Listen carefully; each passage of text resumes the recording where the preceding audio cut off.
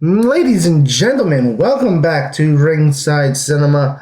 I am Money Mike, and today we are going to be looking at whether or not John Cena should win the 2025 Royal Rumble and win his 17th world title at WrestleMania 41 in Las Vegas. Now, obviously, it all depends on what creative has planned for WrestleMania, as things are more organized and more long-term thought out. So, under Triple H, we have seen kind of a more long-term plan or plans in place for certain storylines. So, we've seen where Triple H does like to build up to that moment. He likes to have that next story beat. He likes to work to whatever that next story beat is. We've seen it with the Bloodline. Cody beats Roman Reigns, and then after Roman Reigns lost, it was a matter of working up to that next story beat of Roman Reigns returning at SummerSlam. So we know long-term wise, it's likely already planned out who's going to go for what titles at WrestleMania. But the question is it too soon for John Cena to go for his 17th world title, or should he wait to go after his 17th world title? But before we get into all of that, Ringside Cinema Live will be back this Saturday for a jam-packed Saturday night main event. The show keeps getting bigger. Ladies and gentlemen, we now have the world title match. Finn Balor versus Gunther is now a triple threat match with the addition of Damian Priest. We now have Sami Zayn versus Drew McIntyre, and of course, Cody Rhodes versus Kevin Owens, which I already talked about why Kevin Owens should win the WWE Championship this Saturday, a Saturday night's main event. You can check that video out here. But make sure you do hit that like and subscribe button, as I will be live streaming all throughout the road to WrestleMania. And yours truly will be at WrestleMania 41 in Vegas. So whether or not I will see John Cena win his 17th world title in person, that's the question I want to answer today.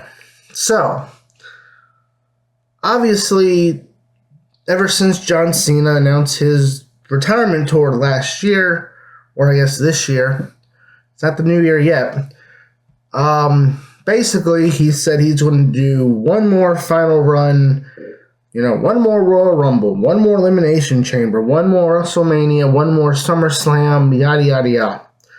Obviously, with the road to WrestleMania, you look at it and you go, where does John Cena fit in? And I think a lot of people, I think for me, when I was originally working on a video for John Cena's retirement tour and doing a fantasy booking for it, which I changed so much just because of current WWE storylines keep changing, that it changed how I was booking John Cena's retirement tour.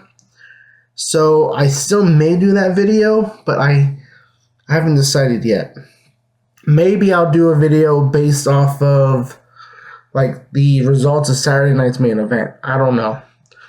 But, the thing is, we also know that John Cena is very limited in his dates. I think they said it was like 30 or 40 some dates. Now, obviously, we know that that's probably going to include some house shows. That's probably going to take up some dates. So it's not just going to be, I'm assuming it's not going to be like 40 some dates, counting just for TV. So I imagine that they probably will have house shows that will count for the dates. And so the question with that would be, we just went through Roman Reigns being a part-time champion. So a technicality, if John Cena were to win the world title right away, how often is he going to be on TV during that time period? Because, again, if you're stretching this whole thing out, 30, 40 some dates, all the way from January 2025 to December 2025, because obviously he's going to be on that first episode of Netflix. That first Raw on Netflix, obviously. But, 30, 40 some dates, throughout a year, technicality, I guess to some people that may not be a whole lot. So you may not get to see John Cena on his retirement tour, depending on what days he's going to be showing up. Obviously, he's probably going to just have free reign to go from Raw and SmackDown, depending on the storyline and who he's going to face. And obviously, winning the Royal Rumble would give him that option right off the bat, right? Because he can either challenge Gunther, or he can challenge Cody Rhodes, or Kevin Owens, or Cody Rhodes if Cody gets the title back at WrestleMania. Now, again, like I said, because of the limited dates, you could go ahead and have him win the Royal Rumble, win the title at WrestleMania. He's out of 17th title. He beat Ric Flair's record. Woohoo. You get out of the way quick because of his limited dates. So that way you can, have him kind of defend it early on in those first couple months after WrestleMania. And then maybe by SummerSlam he loses the title. Or, maybe Money in the Bank cash-in. Something to that effect, right? So maybe if they do have John Cena, if it's front-loaded, you could go ahead and have him win the Royal Rumble. Now, depending on what he chooses, which I imagine it would be the World Heavyweight title, which I think makes a lot of sense because he is breaking Ric Flair's record, when he does win this title. And what title is synonymous with Ric Flair? The big gold belt. Now, essentially, this isn't essentially the big gold belt that Ric Flair carried around in the 80s, but it's still the big gold belt in a way that it would still be very comparison. And you can still make that comparison where Cena winning his 17th title and then winning the big gold belt that Ric Flair was known for, that would be a great way to go about it. I've also seen people say, well, what about the WWE Championship, right? What about the WWE Championship and Cody Rhodes? Because again, even if Cody Rhodes does lose to Kevin Owens at Saturday Night's Main Event, probably Cody Rhodes will get the title back by WrestleMania. Obviously, John Cena versus Cody Rhodes is probably going to be one of John Cena's final matches. Cody Rhodes is going to be one of his final opponents. Now, be it where that takes place, is at WrestleMania perhaps. Could they do a face versus face and John Cena defeats Cody Rhodes shakes his hand, blah, blah, blah. And then the show closes with John Cena winning his 17th world title. Because again, with the rumors of The Rock potentially not being at WrestleMania, that does put a damper on the whole idea that Rock versus Roman Reigns would be the Night 2 main event. And if you don't have The Rock available, and let's say Roman Reigns is facing Jacob Fatu, or maybe it's CM Punk, or Seth Rollins, or whoever, because that is something that WWE does need to explore at a WrestleMania in the future, is a Roman Reigns Seth Rollins match. But John Cena winning the Royal Rumble and then going to face or choosing to face Cody Rhodes at WrestleMania, and that being your night 2 main event, yeah, that would be huge. Because Cody Rhodes, biggest babyface of the current era, right? He said he wanted the John Cena schedule. So yeah, it makes a lot of sense that Cody Rhodes could face John Cena at WrestleMania. Then you look at the World Heavyweight title. Right now, you look at the World Heavyweight title, there's a ton of challengers right now when you look at the world title scene, right? So how does John Cena fit in, right? Because there's so many potential candidates on Raw. When you look at Seth Rollins, CM Punk, you have Damian Finn, you have Sami Zayn, you have Jey Uso. That world title scene right now is crowded. And by crowded, I mean you have the idea that John Cena could win the Royal Rumble. And then let's say at the Elimination Chamber in Toronto, you have Gunther defend the World Heavyweight title inside the Elimination Chamber. And John Cena has already said that, hey, I'm challenging for the World Heavyweight title because this is a title that Ric Flair is known for. This is a title Ric Flair carried around. I want to break his record by winning the title that is synonymous with Ric Flair. That would be the big gold belt. And so, could you imagine John Cena wins the Royal Rumble, and then the Elimination Chamber in Toronto, you would have 6 men fighting for the world title. But it's not just the world title. It's literally fighting to be the last WrestleMania opponent for John Cena. Like, could you imagine? You have Gunther. You have Seth Rollins, who Cena has history with. CM Punk. Obviously, we all know the history between Cena and CM Punk. Gunther would be a new challenger. Sami Zayn. Sami Zayn once answered the U.S. title open challenge that John Cena did. You have Jey Uso, who would be a new rising star, who could go into a big time match against John Cena and be his final opponent.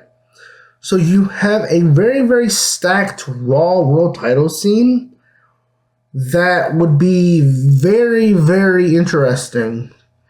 Especially if you do the caveat of John Cena winning the Rumble, and then the Elimination Chamber match for the World Heavyweight title is not just for the World Heavyweight title, but it's for the honor of being John Cena's final WrestleMania opponent.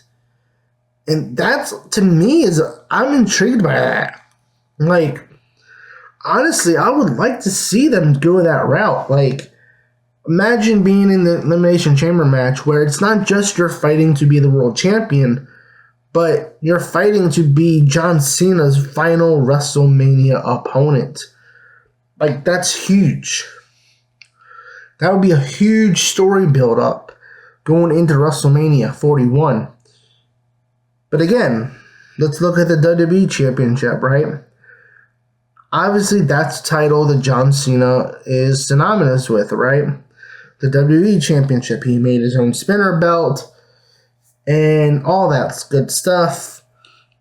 He's WWE loyal. He's loyal to WWE. He's a WWE guy through and through. He's never going to go to AEW, wrestle for anybody else.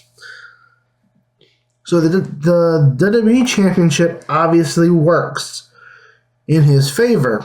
More so for him to win that 17th world title. But do you want to burn John Cena and Cody Rhodes so early in his run? That's my question, because again, you do have the first ever two-night SummerSlam in August. Now, I don't know what the plans would be if Cody Rhodes will still be the champion by SummerSlam, or if he lost it, he gets it back, or the idea that Randy Orton would be the champion, and you have John Cena versus Randy Orton at the first ever two-night SummerSlam, that being the night 2 main event at MetLife Stadium, where John Cena, Randy Orton, people have said maybe Orton should be his last match. But imagine a scenario where you have Randy Orton being the WWE champion at the time, and John Cena has to go through his biggest rival to break Ric Flair's record. And hell, if you really wanted to, you could bring in Ric Flair and go back to those Evolution ties between Flair and Orton, and have Flair even align with Randy Orton to keep Cena from breaking the record. So, yeah, there's a lot of intrigue. So the question here is, should he win it early on in his retirement tour, get it out of the way, and then he can focus the rest of his retirement tour on potentially winning the Intercontinental Championship? Or should it be saved for the end of his retirement tour where, again, it's more backloaded, which would seem to be more what Triple H does, right? Triple H, he likes to do the long-term storytelling, and so I could see Triple H wanting to build to that moment, build to, say, SummerSlam, build to, say, Survivor Series, or John Cena's final match, wherever that will be on Netflix. The Raw, SmackDown, whatever it may be. But I could see that where they build it up for the second half of the year, which means, what would John Cena do in the first half of his retirement tour going into WrestleMania?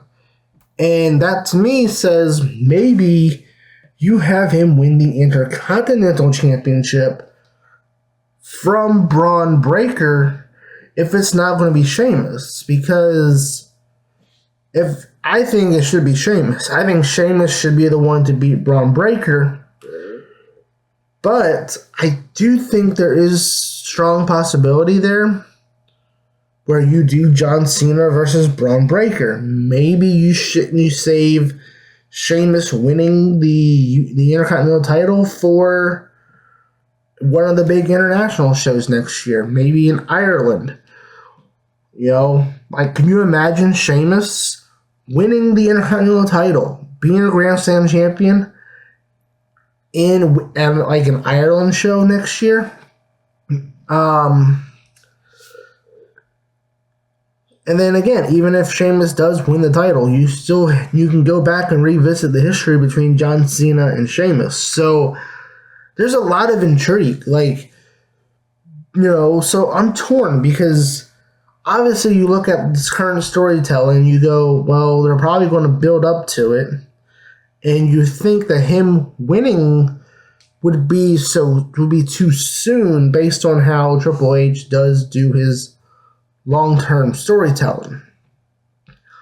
And that it would be more realistic for him to probably win his 17th world title at SummerSlam in 2025, where they can backload his entire last remaining dates of his tour as part of his title defenses, So, yeah, I'm going to be curious to see how they're going to plan this out because, again, you look at the world title scenes in both brands right now, and you kind of can see where the matches are already set or what they could be.